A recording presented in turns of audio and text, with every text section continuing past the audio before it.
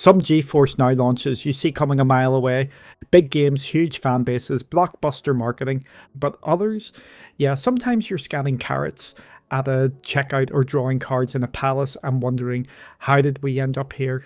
These are the top 12 biggest GeForce NOW launches of 2025 so far, ranked by how many people played them on Steam at launch. We're starting with two unexpected hits before diving into the real heavyweights. Kicking off the list is Sultan's game, which hit just over 46,000 concurrent players on Steam, a surprising number for something this niche. You're a minister trapped in the court of a violent, unpredictable ruler, forced to draw cards each week that decide your fate. Bloodshed, betrayal, seduction, every draw is a new problem, and surviving means making some pretty grim decisions. It's part visual novel, part strategy game, and all drama. Definitely not your typical blockbuster, but clearly something about this dark palace intrigue resonated with tens of thousands of players.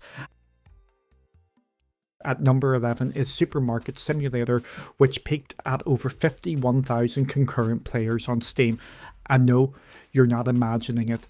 You run a small grocery store, scan products, restock shelves, manage prices, and hope no one runs off with your energy drinks. It sounds mundane, but there's something incredibly satisfying about it, and clearly a lot of people feel the same. One of the reasons you keep seeing simulator games added and why they keep climbing the charts is simple. People actually play them. These games may not dominate headlines, but they quietly rack up huge numbers. Supermarket Simulator went viral because it's easy to jump into, fun to upgrade, and just unpredictable enough to keep you hooked. You might be surprised to see Assassin's Creed Shadows this far down the list. Huge budget, a feudal Japan setting, two main characters. On paper, it's a guaranteed hit, but at launch it peaked at just over 64,000 concurrent players on Steam, which is solid but not huge for a game of this scale. The reaction was mixed. For every player loving the stealth and cinematic presentation, there were others, like me, left scratching their heads at some of the design decisions. It felt like a hybrid between Valhalla and Odyssey, but with deliberate choices that got in the way of the open world flow. You weren't just discouraged from cutting through forests or hills. The game actively steered you onto fixed paths, making a big world feel surprisingly narrow. A lot of players noticed it too. Beautiful landscapes that looked explorable were often just decoration. Shadows had its moments, no doubt, but for an open world game, it sure spent a lot of time telling you where not to go. A strong launch by the numbers, but definitely not the genre-defining entry Ubisoft seemed to be aiming for. Coming in at number 9 is Civilization 7, which hit a peak of just over 84,000 concurrent players on Steam. Not bad at all for a turn-based strategy game, but the reaction definitely mixed. Some long-time Civ fans were happy just to get a new entry. The core loop is still there, and the early game's smoother with better UI clarity and pacing. But a lot of players, especially on Steam, weren't impressed.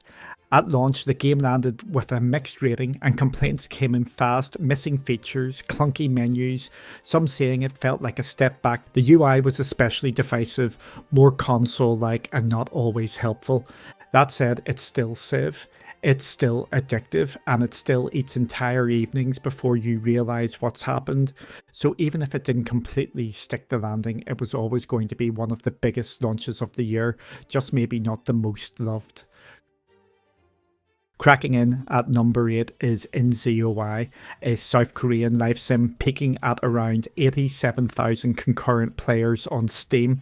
This isn't your standard sim style game. It pushes for photorealism, ray tracing and deep character systems. What really set it apart early on was the integration with NVIDIA Ace Generative AI.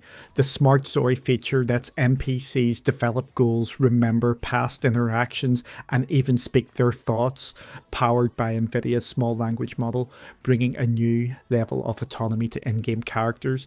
It was featured in tech demos and streamed by gamers wanting to test both visuals and AI, making it a cloud and RTX showcase title. The result? A powerful, ambitious sim that doubled as a GPU and AI demo and clearly resonated despite some early bugs and mixed opinions. inZOI showed us life sims are still evolving. At number 7 is REMATCH, a 5v5 football game that peaked at just under 93,000 concurrent players on Steam. It's not your typical sports sim, no licensed teams, no overcomplicated menus, just tight controls, quick matches, and all about skill.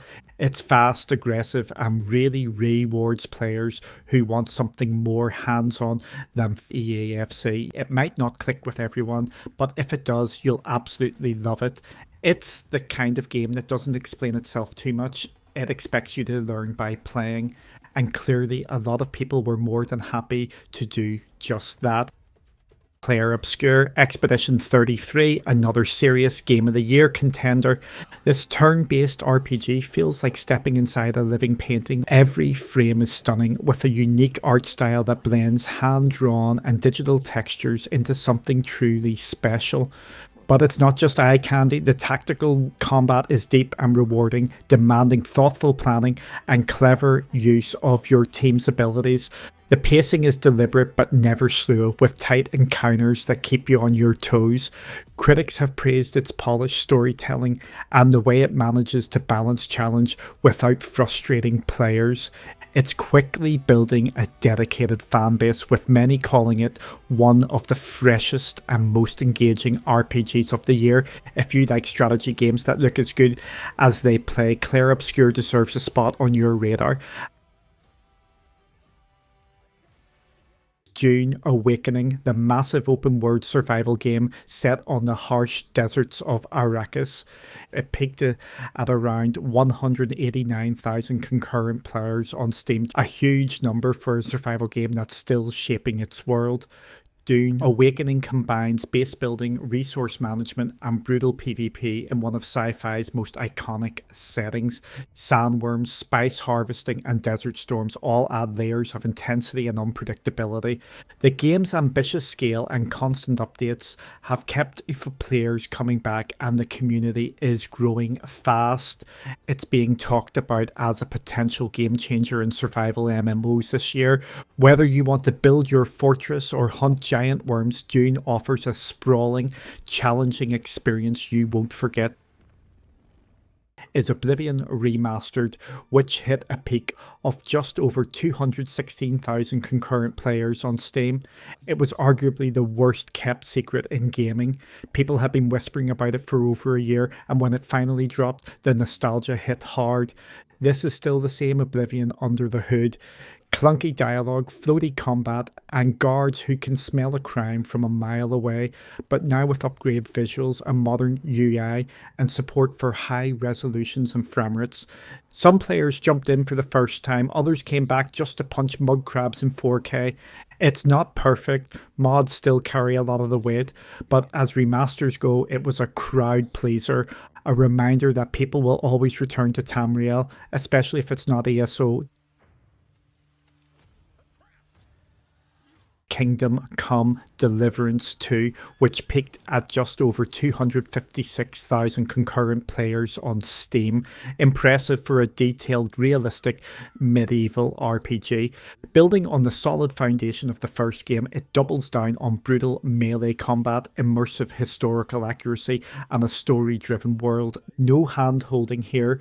Players navigate complex quests, messy politics, and some of the most unforgiving combat in RPGs today. It's definitely not for everyone, but those who dive in tend to get deeply invested. Rough edges remain, but its ambition and immersion have earned it a strong place among 2025's top launches.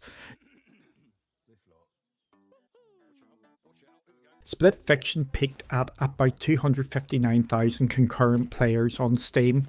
Impressive for a game that's as much about story as it is about combat. It's a wild ride through twisted timelines and choices that actually matter. Stylish, fast, and full of surprises, it's been winning praise from both critics and players alike. If you want to see what all the buzz is about, Split Fiction is definitely one to check out. Sitting at number 1 is Monster Hunter Wilds, which had a jaw-dropping launch with 1.38 million concurrent players on Steam. But here's the thing, those numbers didn't last. As of now, the player count has plummeted to around 13,000 concurrent players, while Monster Hunter World is still pulling over 21,000 at the same time. Despite the hype and a massive marketing push, Wilds has been getting hammered with negative reviews, mainly due to performance problems and a lack of endgame content. It's a classic example of how big launch numbers matter until they don't. The game had all the buzz, but sustaining that player base is a whole different hunt. And there you have it, the top 12 biggest GeForce NOW launches of 2025 so far. From unexpected hits like Sultan's game and Supermarket Simulator to heavy hitters like Monster Hunter Wilds, it's been a wild ride. Numbers matter, but as we saw, they don't tell the full story. Which of these games did you jump into, or what do you think will be the next big cloud hit? Drop your thoughts in the comments below. Don't forget to like and subscribe for more cloud gaming updates. I'm Duncan from Cloudy. See you next time.